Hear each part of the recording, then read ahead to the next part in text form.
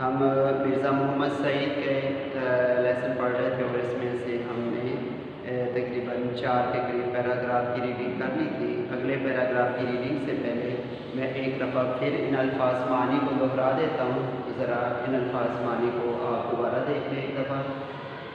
ثانیہ ارتحال واقعہ موت، سنونی خبر ایکائکی اچانک، بے مزد متمول مالدار، قرابت داری رشتہ داری، ہیچ سمجھنا کمتر سمجھنا، شدہ نایاب، کروپر شان و شوکت، قلب مطمئن دلی سکون، عرض مدعا درخواست کرنا، متبسم مسکرانے والا، راشا بیماری کا نام ہے جس سے ہاتھ کھلتا رہتا ہے، جامع علوم کا خزینہ۔ ان الفاظ معنی کو بیٹا دوبارہ آپ لوگوں نے دوہرا لینا ہے۔ جب فرسٹ ٹائم آپ لوگوں نے نوٹ بک پر لکھ لیا، دوبارہ لکھنے کی ضرورت نہیں، لیکن ان کو دوہرا دینا ہے۔ اب آپ لوگ اپنی بک کو لیں اور اس میں پیراگراف نمبر 5 جو ہے 5 پیراگراف نمبر اور پیج نمبر 14 ہے وہ نکالیں آپ لوگ۔ بسم اللہ الرحمن الرحیم۔ مرزا صاحب دلی کے شرفاء کے ایک متمول خاندان کے چشم و چراغ تھے۔ طرح بیر خان سے آگے بڑھ کر ایک راستہ سیدھے ہاتھ کو مڑ جاتا ہے، اسی کے نکڑ پر مرزا صاحب کا آبائی مکان ہے۔ اسی علاقے میں سر سید احمد خان کا قدیم مکان بھی ہے۔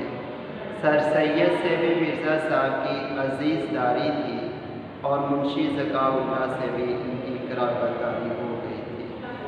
50-60 سال پہلے دلی کے مسلمان شرفاء میں انگریزی تعلیم کو اچھی نظروں سے نہیں دیکھا جاتا تھا، مگر سر سید نے مسلمانوں کے اس غلط نظریے کی بہت کچھ اصلاح کر دی تھی۔ اس زمانے میں دلی کے 2 نوجوانوں نے اعلیٰ تعلیم حاصل کر کے علمی حلقوں میں نمود حاصل کی، شہرت حاصل کی۔ ایک پروفیسر مشتاق احمد زاہدی تھے اور دوسرے پروفیسر مرزا محمد سعید۔ مرزا صاحب نے اس صدی کے آغاز میں لاہور کے گورنمنٹ کالج میں تعلیم حاصل کی۔ ان کے استادوں میں علامہ اقبال رحمۃ اللہ علیہ بھی تھے، جن سے ان کے مخلصانہ تعلق آخری دم تک قائم رہے۔ انگریزی ادبیات میں ایم اے کی سند لینے کے بعد مرزا صاحب نے 1906 اور 1907 میں 2 سال علی گڑھ میں پڑھایا اور اس کے بعد گورنمنٹ کالج لاہور ہی میں انگریزی کے پروفیسر ہو گئے۔ پنجاب کے بیشتر اعلیٰ عہدیداران مرزا صاحب کے شاگرد تھے۔ پستر اور تاج نے بھی مرزا صاحب سے اقتباس سے علم کیا، یعنی علم حاصل کیا۔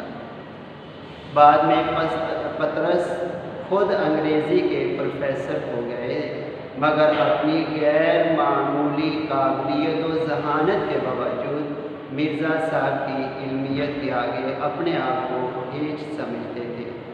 میں نے بارہا پطرس کو مرزا صاحب کی خدمت میں حاضر ہوتے دیکھا ہے۔ پطرس کو میں نے کسی اور کا اتنا ادب و احترام کرتے نہیں دیکھا، یہاں تک کہ وائسرائے ہند کا بھی۔ پطرس کے سلسلے میں 1 دلچسپ واقعات یاد آ گئے۔ پطرس آل انڈین ریڈیو کے ڈائریکٹر جنرل ہو گئے تھے، مگر پرانے دوستوں سے رسم و راہ میں ذرا بھی فرق نہ آنے پایا تھا۔ مرزا صاحب کو انہوں نے کسی نہ کسی طرح آمادہ کر لیا تھا کہ ریڈیو سے کبھی کبھی تقریر نشر کیا جائے۔ 2-1 تقریروں کے بعد مرزا صاحب کا کانٹریکٹ واپس کرنا شروع کر دیے۔ شدہ بات پطرس تک پہنچی۔ حاضر ہو کر وجہ دریافت کی۔ مرزا صاحب نے فرمایا، تمہیں اصلاح دینے کے بعد مجھے یہ منظور نہیں کہ تمہارے شاگرد مجھے اصلاح دیں۔ پطرس نے بڑی معذرت کی، مگر مرزا صاحب آئندہ نشر کرنے کے لیے آمادہ نہیں ہوئے۔ اگلے دن دفتر میں قیامت آ گئی۔ پورے اسٹاف کو جمع کر کے انہوں نے براڈ کاسٹنگ کے حسن اخلاق پر ایک طویل لیکچر دیا۔ बात तो खुल ही गई थी। स्टेशन डायरेक्टर ने तकरीरों के इंचार्ज को बुलाकर कहा कि अगर अपनी खैर चाहते हो तो मिर्ज़ा साहब को मना कर लाओ।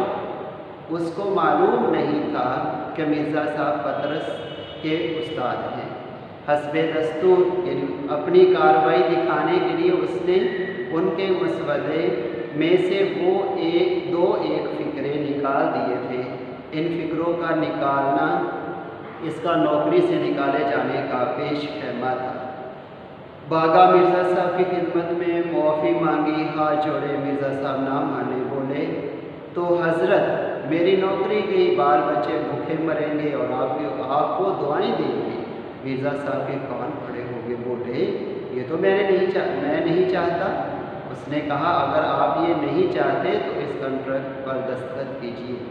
मिर्ज़ा साहब ने फ़ौरन दस्तखत कर दिए। ये इल्मी शख्स की पहचान होती है। वो मकसद ये नहीं था कि उसको ज़लील करना और नौकरी से निकालना, ये मकसद नहीं था, बल्कि उसकी इस्लाह मकसद थी। जंग के ज़माने में उसने इत्तेफाक से दिल्ली में लाहौर के बेशतर अदीब और शायर रेडियो में या दूसरे सरकारी महकमों में जमा हो गए थे। पतरस की तहरीक पर एक महदूद अदबी हल्का कायम किया गया, जिसमें डॉक्टर तासीर, फैज़ अहमद फैज़, हामिद अली ख़ान, हमीद अहमद ख़ान, चिराग हसन हसरत, महमूद निज़ामी, ग़ुलाम अब्बास अंसार नासरी वगैरह शरीक किए गए थे। हर महीने इनका एक जलसा होता था, कभी पतरस के घर पर और कभी डॉक्टर तासीर के घर पर। इसमें एक मकाला किसी अदबी मज़मून पर पढ़ा जाता और इस पर गुफ्तगू होती। एक जलसे में महमूद निज़ामी ने मकाला पढ़ा, इसमें मिर्ज़ा साहब भी शरीक तशरीफ़ लाए थे। डॉक्टर तासीर ने गुफ्तगू का आगाज़ किया। पतरस खामोश रहे। मिर्ज़ा साहब से दरख्वास्त की गई कि कुछ फरमाएं। मिर्ज़ा साहब बहस व मुबासा को नापसंद करते थे, इसलिए बड़ी मुहतात राय देते थे। अंदाज़ा कुछ ऐसा होता था, उन्हें ये बात तो नहीं मगर खैर ऐसा भी होता है। पतरस को शोखी सूझी। फैज़ को इशारा किया, वो मिर्ज़ा साहब से ज़्यादा वाकिफ़ नहीं थे। बात काट कर फ़ौरन शुरू हो गए। ये तो आपको मालूम ही होगा कि रूमी तहज़ीब यूनानी तहज़ीब के बाद उभरी। इतना तो उनका कहना और मिर्ज़ा साहब का जलाल में आना। जी हाँ, मैं ये जानता हूँ और ये भी जानता हूँ कि पुरानी तहज़ीबों की तारीख़ का एक दरिया था कि उमंड चला आता था। इस दिन मुझे भी अंदाज़ा हुआ कि मिर्ज़ा साहब के सीने में इल्म की कितनी दौलत भरी पड़ी है। फैज़ पेशेमानी से बार बार मिर्ज़ा साहब की तरफ देखते थे। पतरस दिल ही दिल में हंस रहे थे कि देखा इसे कहते हैं इल्म का समंदर। हम सब दम बखुद साथ बैठे, खामोश बिल्कुल साथ बैठे मिर्ज़ा साहब की आंखें फाड़ फाड़ देख रहे थे। पतरस ने मिर्ज़ा साहब के जलाल को ख़त्म करने के लिए फ़ौरन चाय का सामान रुकवाना शुरू कर दिया और खुदा करके मिर्ज़ा साहब का जलाल रफ़ा हुआ। मिर्ज़ा साहब घंटों मुताला करते थे। उनके कुतुब खाने में हर इल्म की किताब मौजूद थी। मिर्ज़ा साहब दरसो तदरीस ही की थी। मुलाज़मत दरसो तदरीस ही की थी, इसलिए नई से नई किताबें पढ़ते रहते थे। फरमाते थे कि अगर मैं इतना मुताला ना करूं तो इन अंग्रेज़ प्रोफेसरों के आगे कैसे ठहर सकता हूं। पेंशन लेने के बाद भी उनका वाहिद मशगला मुताला कुतब ही रहा है। उनका ये शुगल अब तक जारी था। पेंशन का बड़ा हिस्सा किताबें खरीदने में सर्फ कर देते थे। बेटा ये 4-5 पहले मैंने पढ़े आपके सामने पैराग्राफ, इसको आप लोगों ने भी रीड करना है, इसको सुनना है। इसमें बहुत सारी आपके एक्सरसाइज के हवाले से बातें भी हैं, तो आप लोगों ने इसको अच्छे तरीके से, और इसमें मिर्ज़ा साहब की उन्होंने कहानी बताई कि वो मिजाज के कैसे थे और इल्म के कैसे इंसान थे। अल्लाह ऐसा अच्छा मिजाज और इल्म और अमल सबको नसीब फरमावे। अस्सलाम वालेकुम।